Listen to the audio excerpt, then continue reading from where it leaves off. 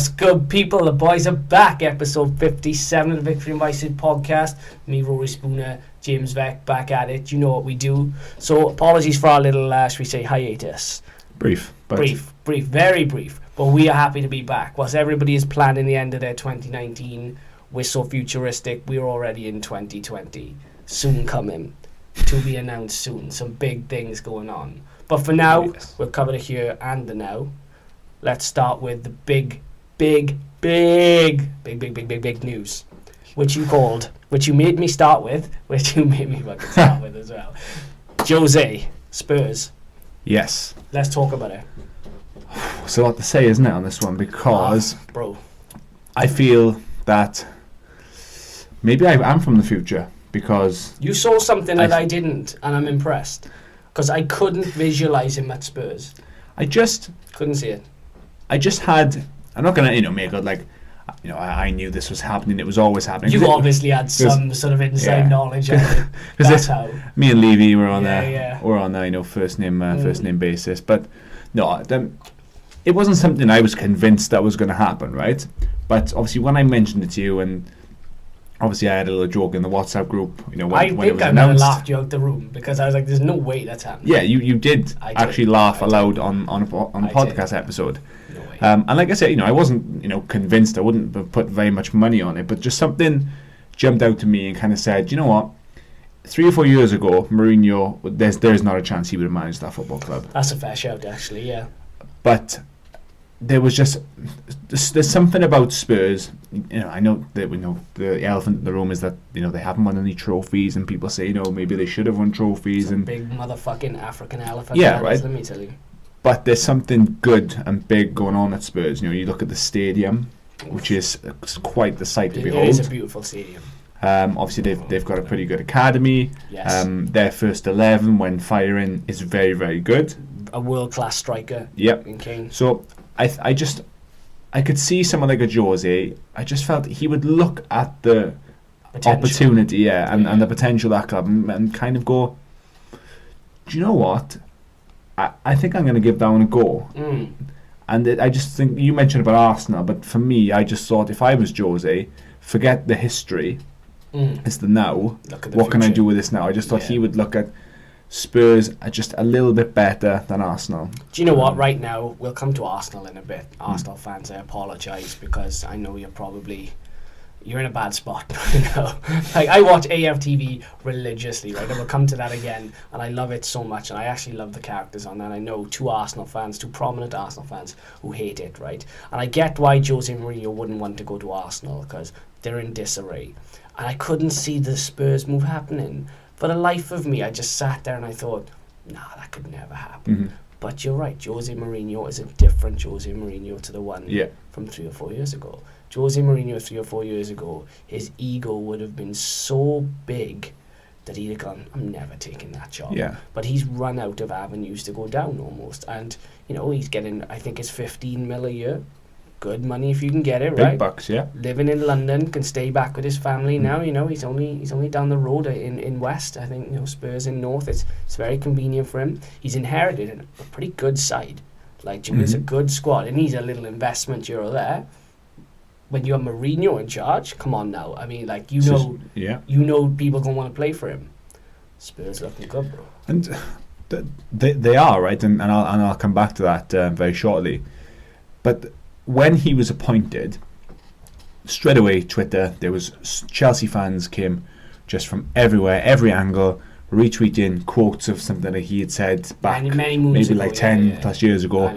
I don't know the full quote, but I would never manage Spurs because of blah blah, something to do with Chelsea, and they would sort of just going in on him for that. And I just thought to myself, people need to understand that people say things. Time changes. And people change. Time change. Spurs as a football club are massively different to what they were when he was at Chelsea's they're first a different stint. animal. Like his Chelsea teams, when Spurs were Spursy. Yeah.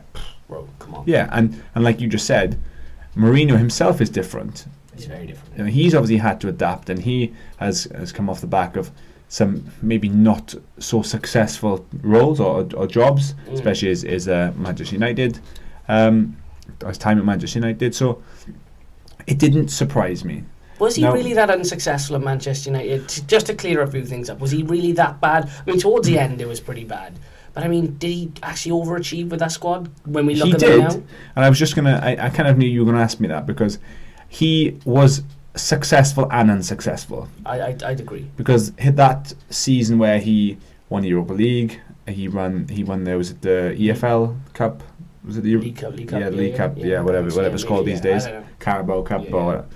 And he got us into the Champions League, and then he finished second, I think, the season after, which we're starting to see now how difficult that was with that team, right? So yeah, I would say to an extent he was a big success, but then as what usually happens with Mourinho, it started to go the other way, and then it started to become a bit unsuccessful, right? But what I was getting at was, yes, I could maybe see him going to Spurs that coming, but it doesn't necessarily mean that it's going to go well long term, does it? Do you know what Spurs need? Spurs need someone now who can drag them over the line and to start a new chapter and create a little bit of history which they can use as forward momentum. And there's no better guy in the show. You know he will go to Spurs and he'll win at least one trophy. It might not even be that major, but he'll get something they can put in the trophy cabinet and something they can go, you know what, this is our incentive to move forward. He just needs to start a winning mentality. But they've won, what, 3 out of 3 now? Yeah. And they're not a bad side. They're not really not a bad side at all. Well, I just can't help but think for this Mourinho-Levy relationship to work, one of them, if not both of them, have had to compromise massively and do what they don't normally do. On both sides, Yeah. I think there's compromises, yeah. Because obviously Mourinho, he doesn't take jobs unless there's a lot of money involved. Firstly, his salary, and then secondly, he would have said in advance that if I'm going to come and manage your football club, you got to give me money. I want this much money because these are the players I'm Guarantees, looking at, right? basically. Guaranteed. And Daniel Levy doesn't take orders like that. No. He never has done. He's the money guy. He's the guy who pulls all the strings, and he's very good at it. Yeah. That we'll all agree on. So the fact that Mourinho, for him to come in and accept that job, Daniel Levy would have had to have compromised. So they've both had to compromise. And that's the only way this can be successful, because I remember saying to you and Reece in the WhatsApp group that this is a recipe for disaster by normal standards. Yeah. Normal Jose Mourinho, stubborn, very stubborn, and normal Daniel Levy, stubborn. They ain't gelling. How long is his contract, by the way, Jose? Now, I don't know. I never actually saw the length of his contract. I'd be interested to know if that's a long-term 5-year plan, because I imagine he'll see out at least 3 or 4 years of that. I think he's mellowed a little bit. I mean, you look at him, his life in London with his missus and his kids. He enjoys that. He enjoys, the rivalry within English football. He's back. He's comfortable. That's where he feels like he belongs. He's adopted a ball boy. I don't know if you saw that. Brilliant. He's adopted him. They taking him out for dinner with players and high-fiving people and fist-bumping people. And, he's just generally fucking happy to be there. And he looks like a different Mourinho. Yeah. He does.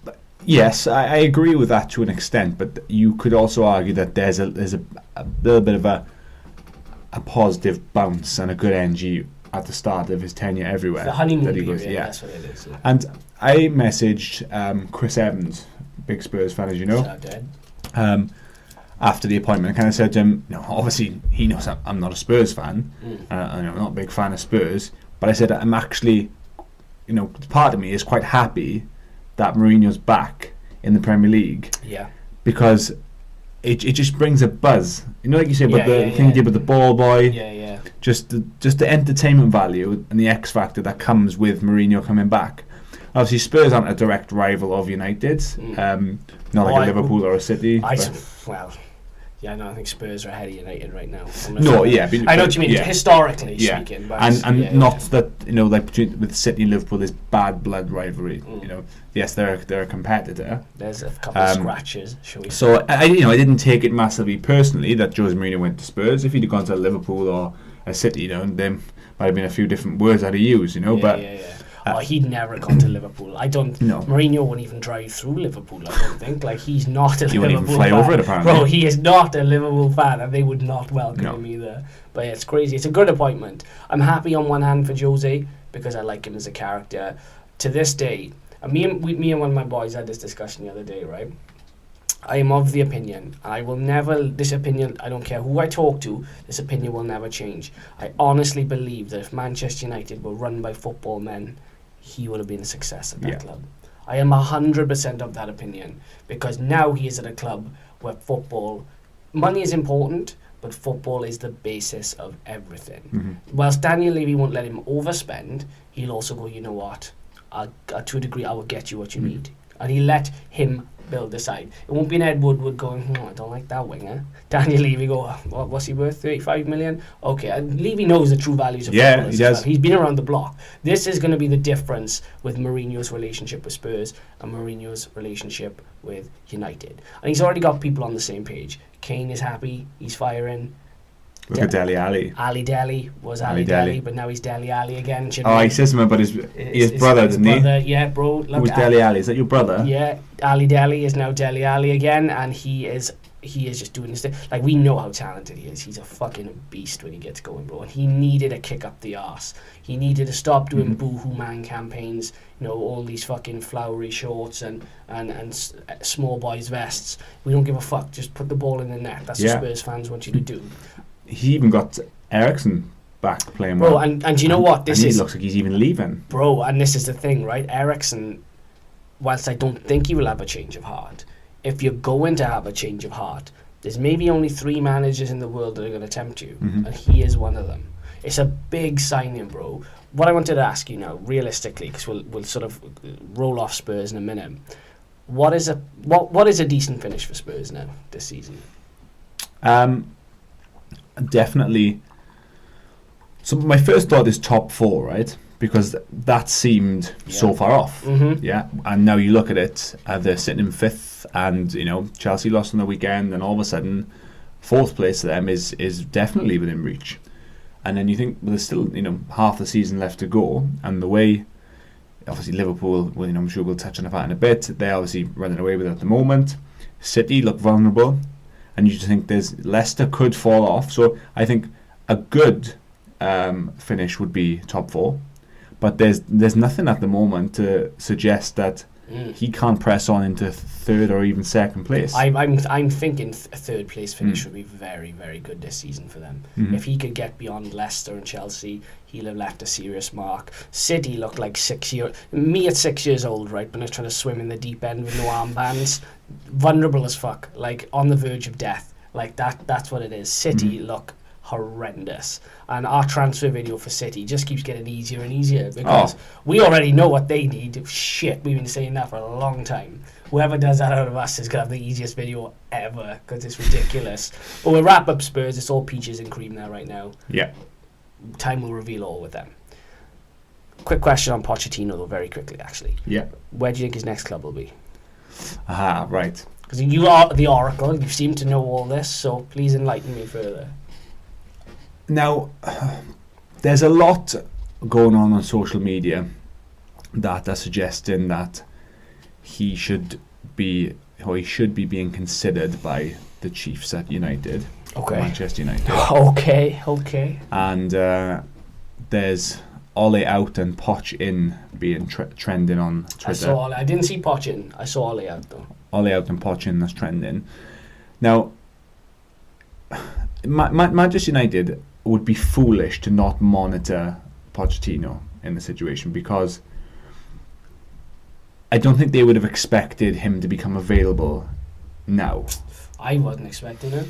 And obviously, whilst to an extent I do believe in some of what Solskjaer's trying to do at United, there could be someone's hands over the trigger here, right? Because they're not playing great.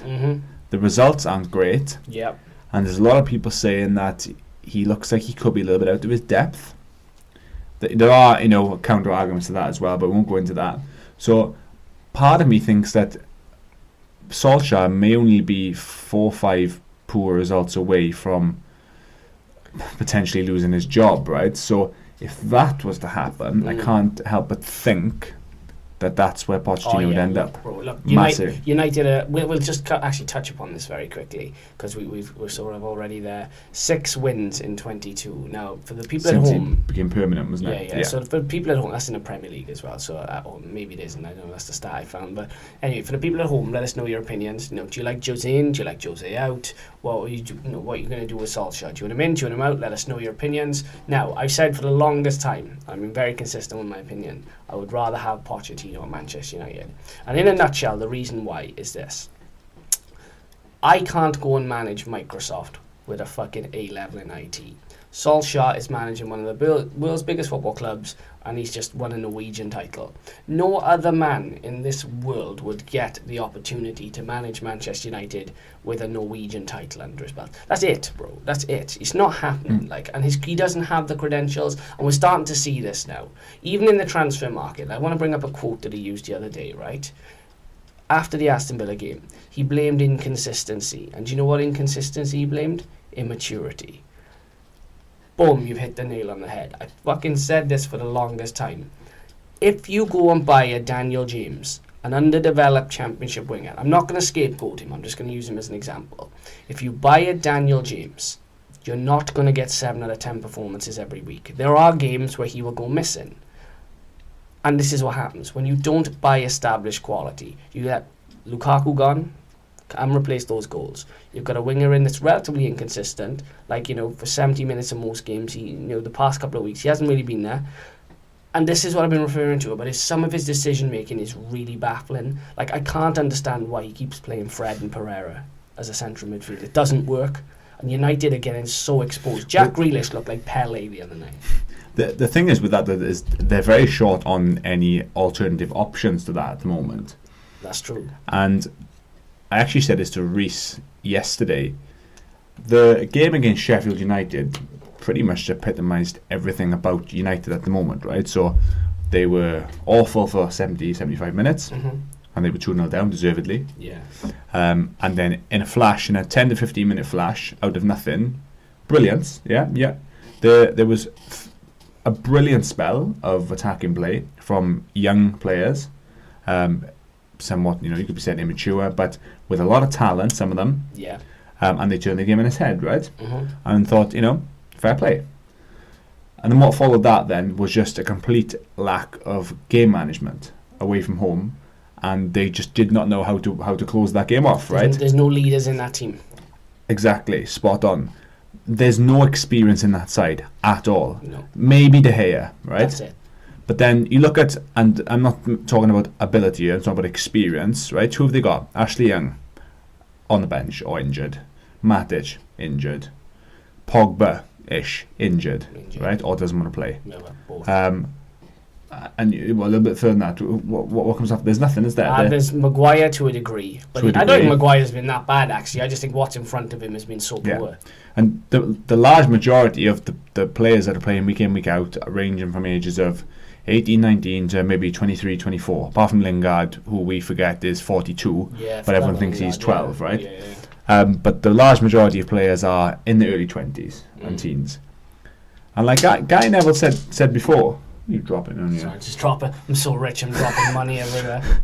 Guy Neville said before, just touch upon it quickly, that when the class of 92 came through, they had experience. Yeah, everybody thought that it was the class of 92 that made everything happen. But no, they had Schmeichel, they had Irwin, they had Roy Keane, they had Eric Cantona, they had Bruce. People seem to forget the level of experience that they had to show them how to win. Now, you can blame that on partly Solskjaer or Woodward. This is the conundrum, isn't it? So I blame it on them all. Yeah. And I'm just going to use this hypothetically, right? My reputation is my reputation, and it means the world to me the same way your reputation means the world to you. And we as grown men, right, we as adult men, we'll do a lot. We'll go to very great lengths to defend our reputation, whether that's professionally or privately or anything else, right? So when you are in a position of power publicly, there's going to be plenty of times, and people at home will have been in this position, privately or publicly, depending on what they do, where you have to defend your reputation. Now, when Solskjaer is making decisions, or when Manchester United make decisions, he is the face of those decisions. Yeah. yes, we all know who Ed Woodward is, right? We all know who the Glazers are and everybody else in between. But as the manager, he is the face of the decisions. Now, letting Lukaku go and not replacing him was horrendous. Now, that boils down to Solskjaer. Now, people can say, oh, Woodward this, Woodward that. Ollie Solskjaer, I don't care how much you love the job, your reputation is on the line. You have to put your foot down and publicly say, I wasn't given what I wanted. You have to rock that boat. Because you cannot just... Manchester United shouldn't be in 8th, 9th, 10th, 11th scrapping with Sheffield United and the rest of them. They shouldn't. But that's where they are now, and that's where they belong. Because the moral compass of that club has been ripped out. There is nobody there that is a man's man. And Jose Mourinho was a man's man. And he told it how it was. He's like, you're not doing what I'm asking. And this is what happens when you don't... When you have no accountability, you leave people open to do what they want. And that's what's happening. When you say you have to call Ed Woodward out publicly. Mm-hmm. You have to say, I didn't get the striker that I wanted. We should have improved the midfield. United had this pie-in-the-sky transfer list of Jadon Sancho, Dybala and someone else. And I'm like, what are you doing? Like, you could get so much quality, right, for 150 million. How are you ignoring it? And Ed Woodward has used a term then today about it's a multi-year squad thing. I don't know, he used so many different adjectives. I don't know what the fuck he said, right? But basically it was all bullshit. It was his way of justifying 2 signings every transfer window, right? Which is not what they need. And you have to put your foot down. And just going back to what I'm saying, I don't think he's got the balls for the job. I don't think Solskjaer is man enough for Manchester United. So a quick question for you. Throw it at me, bro. If Solskjaer was relieved of his duties now and replaced with Pochettino instantly, how or do you think that Pochettino would do any much better with this exact team now without the transfer window? I think there are managers out there, like Arsenal will find with Emery. There are managers out there that can get hold of a squad and get more out of that squad. For example, Jose Mourinho had a relatively poor Manchester United squad and took them to second. And we never fully appreciated it until he was gone. It's like an orange. Can you squeeze more juice out of that orange than me? I might get a little bit. You might get all of it. Different people, different tasks, different objectives. Some people are just built for certain roles. And Solskjaer is just a substitute teacher in my eyes. I don't want to marry him. That's how I'm wrapping it up. That's all she wrote. That's all she wrote. Yeah, we'll move on because I don't want to get distressed, right? Again. Because it really winds me up. But anyway, we'll go on to Arsenal very quickly just before the interval. Who next? After Emery has said good evening. Goodbye. So who do I think would be the best fit? Yeah. Or who realistically? Realistically, best fit, you name it. The best fit is the one I don't think they'll get, which is, for me, Brendan Rodgers. 100% not going near Arsenal. He would be a fool. A fool. There's a couple of people actually saying that he said in the past that was his most coveted job. Really? And that's... I'm near that, but that's interesting if that's the case. Yeah, there's a few quotes on Twitter floating around where he said in the past that that's the one he's always been after. But... as we've already mentioned on this podcast, things change. They do. People change. Arsenal have changed. Brendan Rodgers has changed. So what he said then, if he did indeed say it, may not be what he says now. Now, if you ask me who would be the best fit for them, then I don't see much better than Brendan Rodgers, because of he's shown everybody what he can do. No, I'm not going to say on a shoestring budget, because they have a bit of money, Leicester. Oh yeah, but they've invested well. Yeah. But you look at what he's building there, and I'm not, so I use the word building, not built, because who knows where it could go, right? So I think he would be the best fit, but I don't think he is obtainable. So I think Max Allegri, is a name that's coming around a lot. Yeah. Have you had Benitez being said? Benitez to a degree, yeah. But I think Reece mentioned Luis Enrique, but obviously he's just come back to the Spain job. Yeah, he wouldn't do it now. Maybe if he hadn't taken that, who knows? But yeah, I think their best candidate would be Allegri based on his CV. But you could have said the same about Emery. Interesting. The Brendan Rodgers one is interesting. It's a very, very interesting option. Could you see him? I could, but not now. Not now. I think if come summertime, he could turn around and say to Leicester, look, I mean, money talks. If Arsenal say we'll give you 15 million for Rodgers, Arsenal won't do that because Arsenal are terrible spenders. But I don't think Arsenal will pay that type of money for a manager. That's my opinion. I think if you're going to get him, yeah. you've got to pay quite a bit of money. And also, I don't think that it's a very desirable job to an extent because of how the club is being run. Yeah, if you go there, what guarantees do you have of the Yeah, money? Yeah, and how unwilling they are to spend money. There's going to be a lot of managers who would say, you know, I like this football club historically. You know, I like a lot of what they stand for. But what am I walking into in its current state? Because they're in a difficult place. Yeah, and you know, people like me and you and everybody else, we know exactly what Arsenal's problem has been on the pitch for so many years now, but it doesn't seem to be getting addressed. So I always wonder why that is. Why no one's ever fully dissected the problems that are because Arsenal Fan TV, like I said, I watch all the time, and Arsenal Fan TV's come in for a lot of criticism recently. And again, like I said, there's plenty of Arsenal fans I know that dislike Arsenal Fan TV. Now maybe it's because it's from a neutral standpoint, but I fucking love Arsenal Fan TV. I like real, unfiltered opinions, right? And do you know what? They say the truth hurts. They talk a lot of truth. Bro, I know sometimes it's over-exaggerated for the cameras and stuff, but what they say is not wrong. Arsenal fans are the worst, do you know that, don't you? For slagging off their own club. Oh yeah, but do you know what? Arsenal now... let me give you... I'll tell you what Arsenal are. You know that really pretty girl in year 11 and everyone was like, I want a bit of that. Like, I want a bit of that. Fast forward 10 years and she's fat as fuck with 4 kids. That's Arsenal. Yeah. Arsenal, the fat girl with 4 kids now. No one wants to look at her. And it's a shame because she used to be so beautiful. Once upon a time, many moons ago. And you know what? It is what it is. That's the reality of the situation. She could now become a hot 35-year-old if she gets into shape, right? She could. But it's very unlikely because she's too far gone. But Arsenal are they're in a real predicament, bro. They require a manager that's forward-thinking and understands the philosophy and ideology of Arsenal. They require someone that's going to come in and spend a shit ton of money on players that they just can't obtain.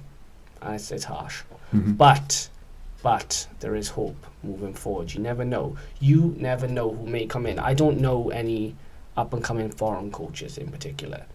There's who was the one that was being considered for the Spurs job? You got the Nengelsmann. Is that something Nengelsmann, the RB Leipzig? I cannot pronounce it. I could just want to pronounce it. That's what his name is. And the Ajax manager is another one who... I don't know who that is either. Let me just check my laptop. I would check it. Me and Becky were coming up with some ideas for a little mashup. If Emery, for example, if Emery ever saw the Arsenal squad again, what would he say? And I think it might sound a little something like this. Good evening. Good evening. Good evening. Good evening. Good evening. Hello, you guys. Half it. Come on. Sicker than your average. So that was Emery talking to the Arsenal squad. Mesut Ozil in particular. So that was Emery talking to the Arsenal squad. Now, just to go back to Arsenal Fan TV very quickly, one of my favourites on their troops, he has a very good relationship with Aubameyang. The press are saying now that relationship is very toxic to Arsenal Football Club. Okay. Do you think that is the case, or do you think that they're just overhyping that just a little too much? I mean, I like Troops, right? And again, he gives a very honest opinion. And Obama blood clot Yang, as he says, I say it so well because I am very street like that. So, Indeed. Obama blood clot Yang. He talks about Aubameyang very favourably. A, because Aubameyang is a very good player, right? And B, because he's fucking carrying that Arsenal side. Yeah. So I think in return, Aubameyang appreciates the love. But it doesn't go down well with a lot of people. They seem to say that it's a toxic relationship, and the relationships that he has is destroying Arsenal Football Club. Where did they get that from? To me, that's like putting 2 and 2 together and getting 5. I don't understand. Yeah, I don't see where that comes from. I don't get it. That's just my take on it. I mean, the press are all over it. The press now, I was going to bring this up to you as well. The thing on TalkSport, very quickly we'll touch upon it, because we're going to go into TalkSport and a bit more of this. There was a whole thing about football influence. Oh my God, I can't even get my words out. What a fucking sentence. Football influencers and bloggers and personalities such as ourselves going into press conferences and now asking questions. So they're actually replacing journalists. You have people like Troops who have relationship with players now, and people at the club are going in and they're actually asking the questions that journalists don't ask. And bro, that's getting a lot of journalists backs up. They don't like it. What's your take on that? So, How long has this been going on for? Well, Then? apparently it's been going on for a little while now. I haven't seen any particular ones, but it came up the other day that there are people from YouTube channels and sort of social media influencers that are going into press conferences and asking questions to managers and players. I find that very intriguing. It's interesting because it's not something I've ever thought of, and a thought has just popped into my head, which I've never had before, and that's in order for you to have a spot within a press conference where you're in a position to ask questions towards managers and players, like, is there a criteria that you have to be able? I assume you either need I mean, people at home, please fill us in. You need a again. pass. You need a press pass or journalism pass. I think it's called a press pass. But I mean, realistically, what is the difference these days between a vlogger and a journalist? Well, this is it, because I was going to say, like, I would like to think that myself, yourself, some of these other people know a lot about football. We have good knowledge. We'd like to think, and we have our opinions, just like journalists. So, what would make a journalist think that they could ask a better question than what I could ask? Well, this is where the tide is turning, and this is where the internet is really taking over. Because your 4 years in journalism school doing Jaeger bombs and getting fucked up, it don't mean nothing anymore, because people like me and you, with all due respect to some of these journalists, we're the people that they gravitate towards now. They want the unfiltered questions that people will ask. There's influencers and there's vloggers out there that will go out of their way to ask a question that some journalists would never ask. That's because they don't give a fuck. Some of these journalists have an awful lot to lose. I can just go make another video. You can't write another article if you get sacked. Do you know what I'm saying? Yeah. You don't control what we do. We control the culture. That's how it is now. You don't do that. If you're working for the Times and you ask a question and all of a sudden they don't like that question, you're not coming to the next press conference. Exactly. You can't write another article. Yeah, that's true. And it's like, if you're just a vlogger or a YouTuber and you ask a question that gets their back up and they don't like it and they don't invite you to any more press conferences, okay. So what? Yeah, that's the worst case now. Like you just said, Don't bother me. I've got a big fan base. I'll just make another video. Yeah, we can keep making content. You ain't going to be able to make more articles. I really guess journalists backs up. And you know what? I like it. I like the fact the tide is turning now. Because some of these journalists, with all due respect to you, some of you are terrific. There's one or two, right, that are exemplary. And I hold them in the highest esteem. And there are some journalists, right, bro, the garbage they put out there. Garbage. Not even garbage, man. It's trash. Yeah. Pure trash. And you all know who you are as well. Clickbait, trash, bullshit. And it's no good. That's probably a reason why some of the players, like you say, are gravitating towards. Bro, they like the realness. They like the warmth. They like the love. They know, right, as somebody like a Troops is very down the middle and consistent with his opinions. There's nothing fake about it. With journalists, have you noticed, right, and again, I'll say that to say this. I've seen it many times when football players will go through a mixed zone. And you know the journalists beside that? They walk past them all. They have no personal relationships with these journalists. They don't like speaking to them. They don't trust them. When they see somebody on social media or social media influencer, straight away they go, A, he's got a level of fame, which I can appreciate. And B, I actually quite like his stuff. So they'll stop and talk to you because they might actually be a fan of yours. Do you know? Yeah, and I mentioned to you just before the podcast, there's a YouTube channel I follow, a CrossFit YouTube channel. And not to really go off topic, but just to reinforce what you said there. He is not considered any part of like the media team in CrossFit or anything behind the scenes or any of the journalism there. Yeah. But a lot of the athletes follow his or subscribe to his YouTube channel on Instagram, and they remind me to subscribe after this. They like his reputation. They like him. They like what he puts out. So he gets such good content from them because they're happy to associate with him. Yeah, and you know what? The key word, and that's it, bro. When people are happy to associate, you get better questions, you get better answers, and you get better content. A lot of these journalists now, they need to work on their people skills. It's very difficult. If you trash someone in the paper, and then you kind of like try and be pally with them, you know, at a sort of a mixed zone or a ground where you're there trying to ask questions. A lot of these players will be like, you're the same guy that's trashed me. Most of these YouTubers, when they go in with the mindset, they're like, A, we don't give a fuck what you think, and B, I'm not going to try and pretend to be your friend, because I trash you every other week. And I think that realness is starting to it's but the chickens are coming home to roost Yeah, now. they just build a better relationship. And what is worth noting, though, is that in journalism, their job, to an extent, sometimes, some of them are dicks, right? We know that, right? Saying that. But I think it's harder for a journalist to build that kind of relationship because of the pressures from the powers that be in their organisations on them to get these headlines and to pull these people in. So they, in some cases, can't necessarily come at players in the angles that the social media people can, because they're under orders to get this and that, you know. So that is tough, and that probably works against them rather than in their favour, because they probably have a certain set of questions that they need to ask, or they've been told that they have to ask. Yeah, they're filtered questions, So they're on the back foot already, because they may ask a question that their boss said, "Oh, I need you to get this content, I need you to ask that," and then the player or the manager can get their back up straight away, and then, you know, that relationship is poisoned. It's very true. Straight off.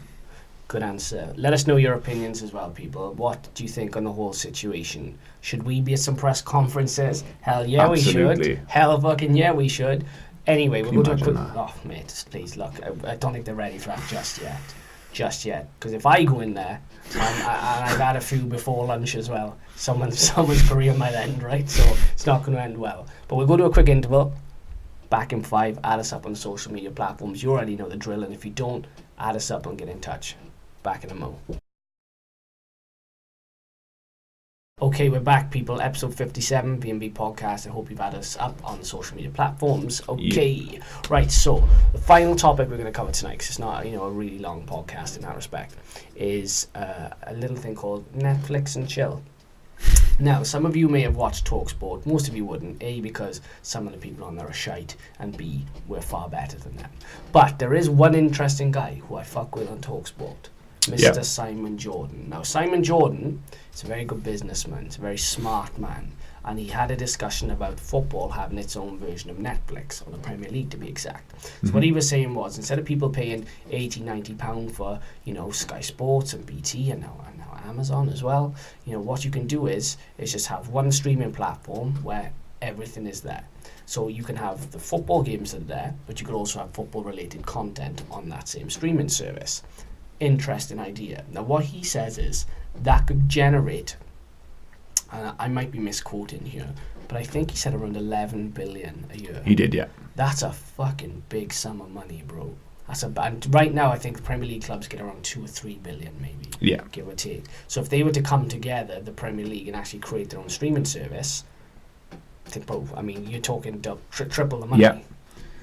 And Simon Jordan, now, I listen to TalkSport every single day. I'll be honest with you, I don't.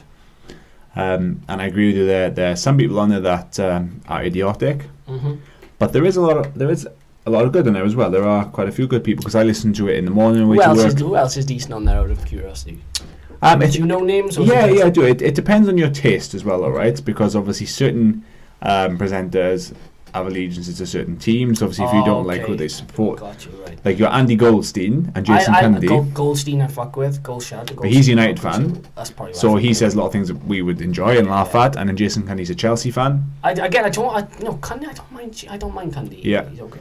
In the morning you have Alan Brazil Sport Breakfast, and he tends to have like Ray Parler and Danny Murphy. Yeah, and you've lost me straight away. He used to have Dean Saunders, but that ship sailed. Tito loves it. And about lunchtime you have Horsby and Jacobs, which is okay. And then in the evening you have Danny Kelly. Is Darren Goff still on there? Darren Goff, he's with Adrian Durham. So it's a mixed bag, right? I turned off. But they do drum up controversy, and they rile up callers and people, and it's good entertainment, right? Do you know what? And this is what I hate now, right? About certain, should we say, personalities online. You can talk about controversial topics, right? And it might cause controversy. Comes with the territory, right? We did a whole video on transgender athletes, controversial topics. They cause controversy. It's fine. When people try and be controversial just for the sake of being controversial, clickbait controversial, I don't appreciate that. I really don't like that. Yeah. I can see through that. My bullshit radar is like, right, straight away I know you're not looking for any type of serious validation in this discussion. You are doing it purely for clickbait. And I get that impression with TalkSport. There is an element of that, yes. And again, that does come down to who is presenting the show and to what sort of degree that happens, right? But to bring this back on to Simon Jordan, I find him so interesting to listen to. Do you know what? I do as well. Hands up, I think he's a very, very talented guy. He's so articulate, and if you didn't know, he used to own Crystal Palace Football Club. I do remember, yeah. And he brings a level of insight that they get from nobody else on TalkSport, because he brings such a business acumen and a know-how that when managers get sacked and when certain things happen in football, because he's been in the position where he has hired managers, sacked managers, owned football clubs, sold football clubs, bought players, sold players, seen things going behind the scenes that we will never see. He gives such an insight which I just find so interesting, and I could listen to him all day, right? Now, I mentioned to you on WhatsApp, he's brought up this Netflix of football 3-4 times in the past. Has he really? Yeah. He has, and it's sort of just fallen by the wayside, and nobody's jumping on the idea. If you need small investment, I mean, we can do it. It's not going to be, we're talking like 0.001%, but I'm willing to do it. Because when you retweeted that, I thought, I listened to that live, and I thought, and he said that before. Now, I think it's a fantastic idea, and I've been thinking about it a lot, right? And there's a couple of things. So he's given the benefits. So the benefits are to people like me and you. Fuck, I wish I thought of that idea. I'm laughing about it now because we could make so much money. To people like me and you, right? We think, well, I'm paying £80 or £100 a month for Sky, BT, streaming live, and even now Amazon Prime have got a hold of a certain amount of matches over Boxing Day, which is a third company. And if a company was to come in and say, you pay £10 a month, and you get it all, right?